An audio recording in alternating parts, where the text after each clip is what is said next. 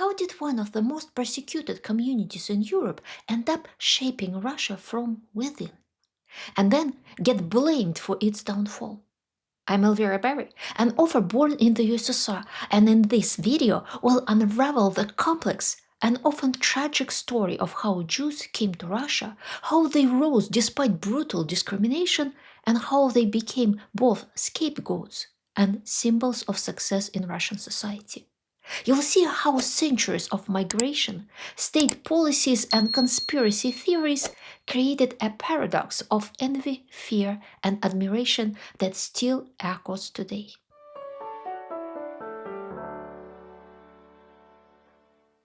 The Jews found their way to the territory of modern-day Russia through centuries of migration. Originally, Jews lived in the areas now known as Israel, but the Romans expelled them, and over time Jewish communities began to spread across North Africa, the Middle East, and Europe. Christian rulers alternated between oppressing and welcoming Jews depending on their need for trade and taxes.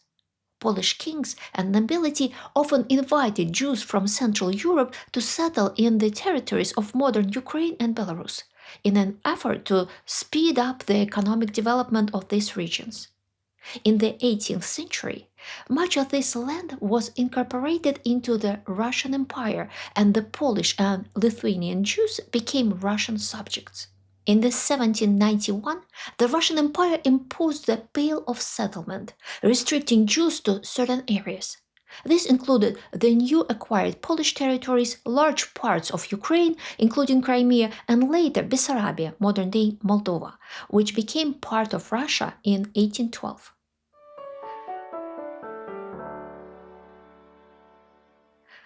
The Russian Orthodox Church, along with the state, viewed Jews as infidels and treated them with deep suspicion. Ironically, they never seemed to be bothered by the fact that Jesus Christ, his family, and disciples were Jews. In the Russian Empire, Jews were not allowed to live outside the Pale of Settlement, but there were exceptions for some merchants, people with higher education, and retired military personnel. In 1850, a law was passed forbidding Jews to wear traditional Jewish clothing, and in 1887 a quota system was introduced for Jewish students seeking to enter schools and universities. If a Jew wanted to rise in the Russian Empire, he had one opportunity: to obtain an excellent education and attempt to become an indispensable specialist. This led to many Jewish parents dedicating all their resources to enrolling their children in good schools and universities. The competition was fierce, and children were forced to study from dawn until night, but the result was clear. Jews gradually started settling in major cities and taking prominent positions. This, however, led to social tension. For centuries, Jews were forbidden from owning land or holding state positions, except in the military. As a result, Jews had no choice but to engage in trade, which in turn sharpened their math skills, logical thinking, and expanded their networks. The most profitable occupation was banking. Russian aristocrats were generally uninterested in financial matters and considered them beneath their dignity. Meanwhile, peasants and small craftsmen simply didn't have the money. As a result, Jews filled a niche that, on one hand, no one wanted to occupy up until the late 19th century, but on the other hand, provided a lucrative income that bred fierce envy. Russians living in central Russia often only encountered Jews who were allowed to live outside the Pale of Settlement. These Jews were either merchants, financiers, or notable professionals like doctors and engineers. They were easily recognizable due to their appearance, which led to the perception that Jews were lucky, wealthy, and always helping their own, often at the expense of others. The average Russian living outside the Pale had no idea that most Jews were extremely poor, suffering from systematic oppression by the government.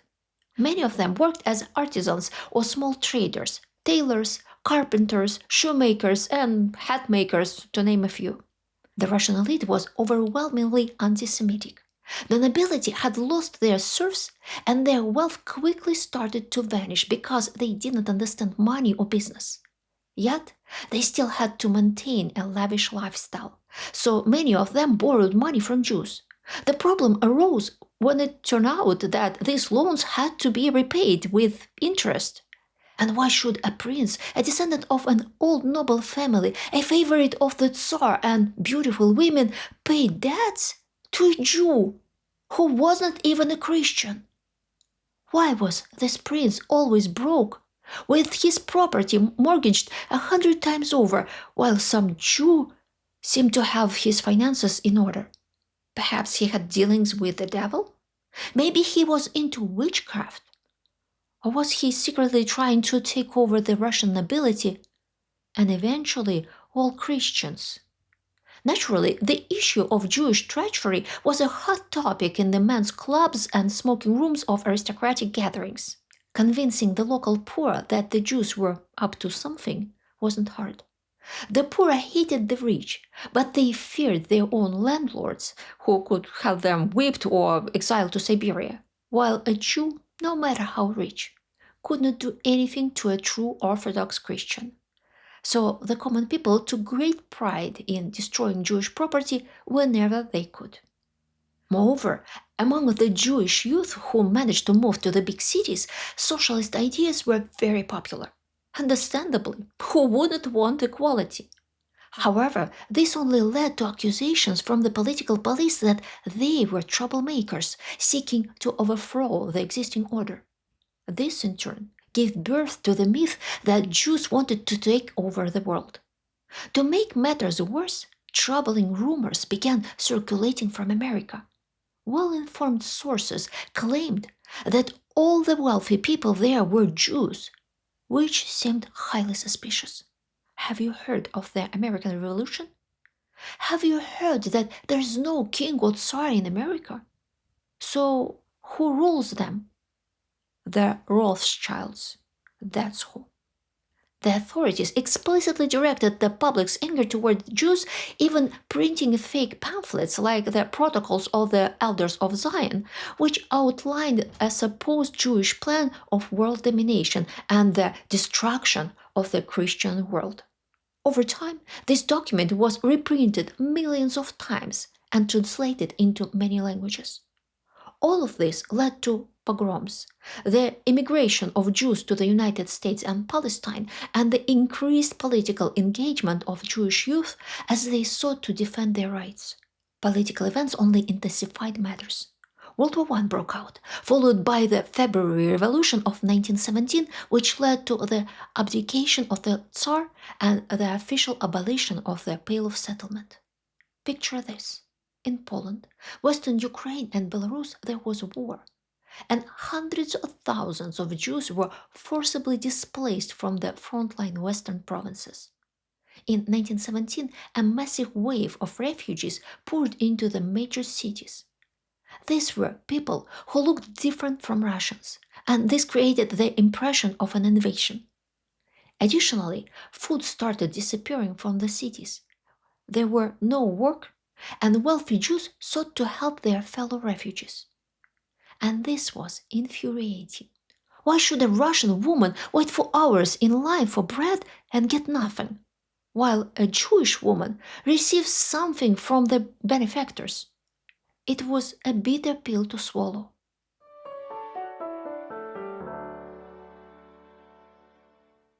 By the early 1920s, distrust of Jews was widespread among the urban population of Russia.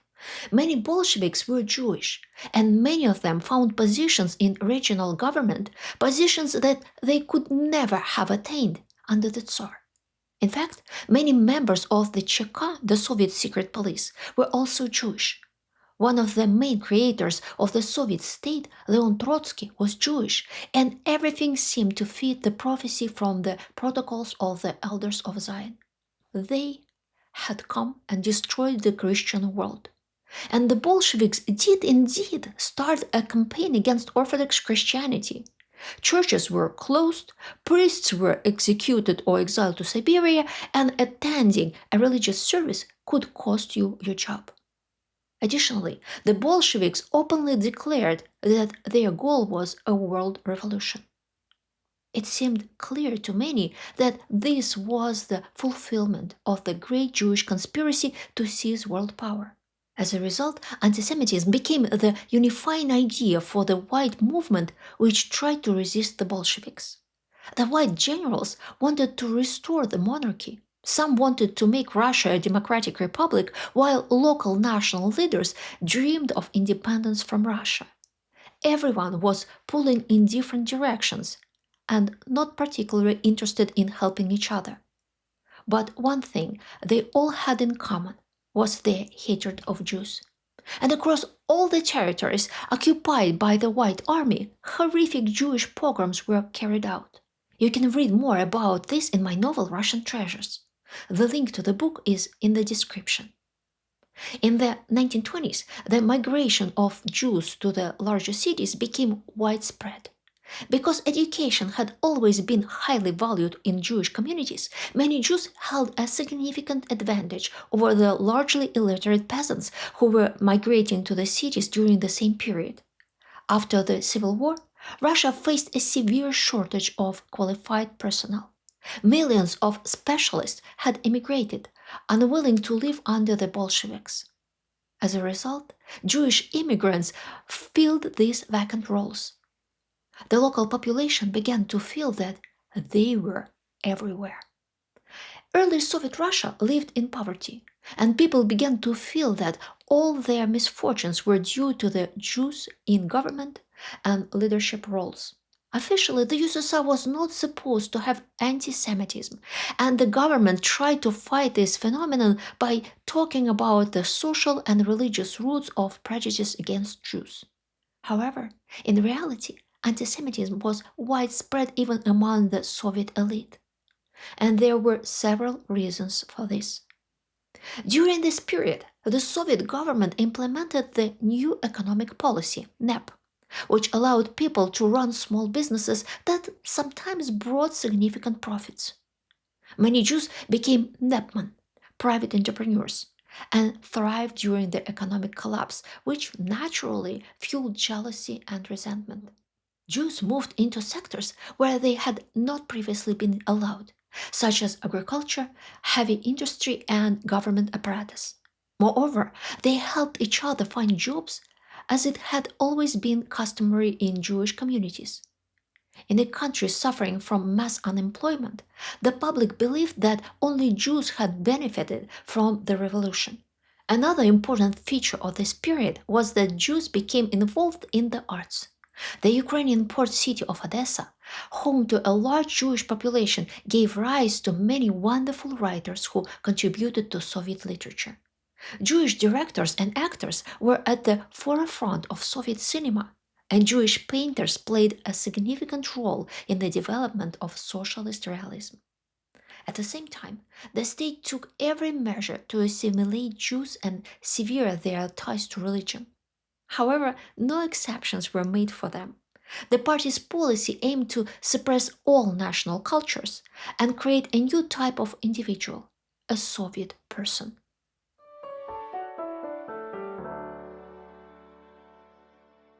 Before the Stalinist purges, many Jews held prominent positions in the high echelons of Soviet government, and many of them suffered during the repression. However, it remains unclear whether this was due to underlying anti-Semitism or if the purges were simply a consequence of the high number of Jews in leadership roles. The authorities targeted all senior officials, regardless of their nationality, because it was a period of elite turnover. The old revolutionaries of any background were replaced by a new generation of bureaucrats, many of whom had risen from the lower classes and had been shaped by the Civil War. During World War II, a new wave of anti-Semitism emerged. In the occupied territories, there were instances of pogroms and attacks on Jews. Poland, Western Ukraine, and the Baltic states came under German occupation, and Jewish communists, who had come to build socialism there, were targeted. Those who hadn't managed to flee in time were often victimized by mobs that hated Bolsheviks as much as they hated Nazis. But Jews also faced significant problems in the Soviet rear. They were accused of not serving in the army and instead trying to secure positions in warehouses, newspapers, and headquarters, anywhere but on the front lines.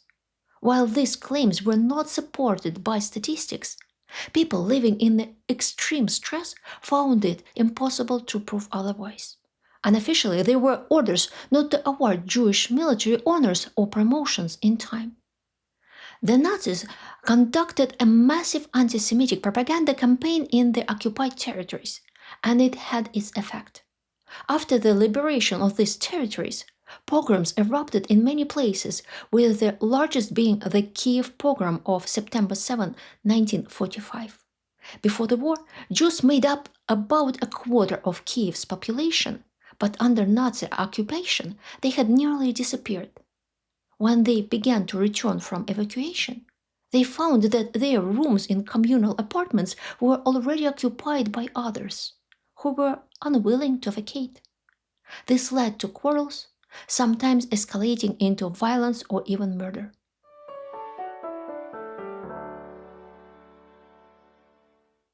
Stalin did not view the end of World War II as a victory. His life's goal was world revolution, and during the war there was hope that the USSR could make it a reality. But in the end, Stalin only managed to bring Eastern Europe under his control, while the rest of Europe remained under the influence of the Allied forces. Relations with America quickly soured, and the Kremlin began a new wave of anti-Semitism as Stalin believed the Jews were serving the interests of the United States.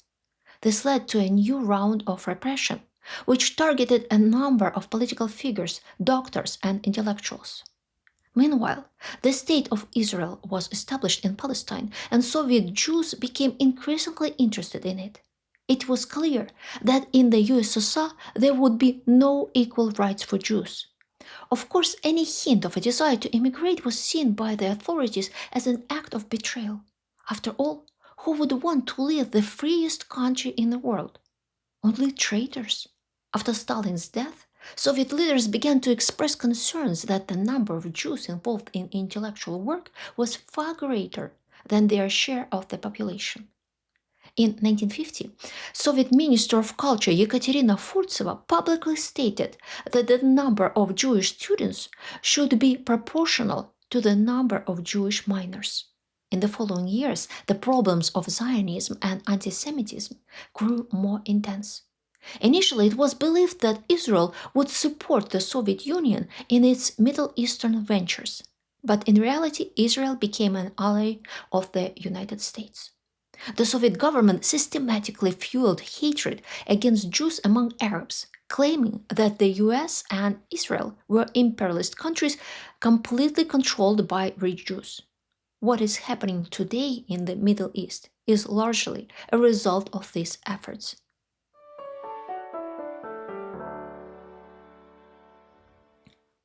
Mass attacks on Jews, orchestrated from above, began in the mid-1960s, during a time when party-state anti-Semitism had effectively pushed Jews out of the political sphere. The USSR severed diplomatic ties with Israel and began treating Jews as second-class citizens once again. The situation reverted to the tsarist era status quo. Jews faced restrictions on access to prestigious universities, employment in law enforcement, and positions involving foreign affairs, though, of course, these policies were unofficial. Many Jews tried to obtain permission to immigrate, but they were denied and often fired from their jobs. Finding another job was extremely difficult, which automatically categorized them as idle, a status punishable by the criminal code. Some were allowed to leave, but in the USSR, immigration to Israel was presented as though the person had become an agent of the Zionist military and had betrayed their homeland.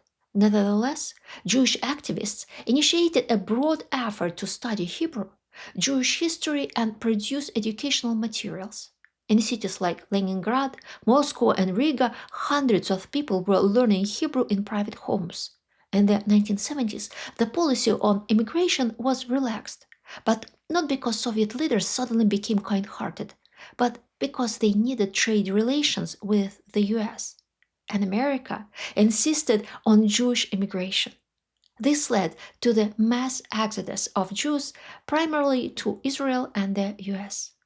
But getting the documents to leave was extremely difficult.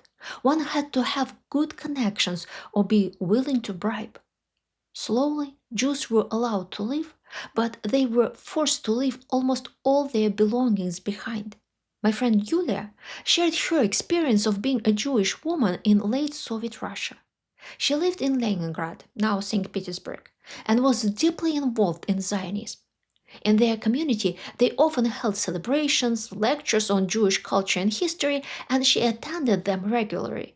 One day, she was called to the dean's office at her university, where she was told that if she continued attending synagogue, she would be expelled. It turned out that someone from the KGB had been attending these events, making lists, and taking action. After this, Yulia decided to leave the USSR. By this time, immigration laws had relaxed, and about 2 million Jews and their families left the Soviet Union. Yulia told me that by the late 1980s and early 1990s, all her Jewish friends were preparing to immigrate. Currently, there are just over 80,000 Jews living in Russia. Anti-Semitism is still quite strong in Russia, but there are fewer objects of hatred now. It's important to note that over the 20th century, many Jews married people of other nationalities, and the traditional Jewish appearance has largely been diluted among their descendants. A person might be named Ivan Petrov, look completely Russian, but consider himself Jewish, not by religion, as many Russian Jews have no connection to Judaism, but simply because they identify as such. The last significant wave of Jews and their families moved to Israel after the start of the war in Ukraine. So the complicated and often unhappy relationship between Russians and Jews is likely coming to an end and will soon fade away. If this video provided value for you, please consider subscribing. It truly helps the channel grow. If you'd like to support my work directly, you can click the join button, give a super thanks, or buy me a coffee using the link below. Every bit of support means a lot to me. I am grateful to have you here.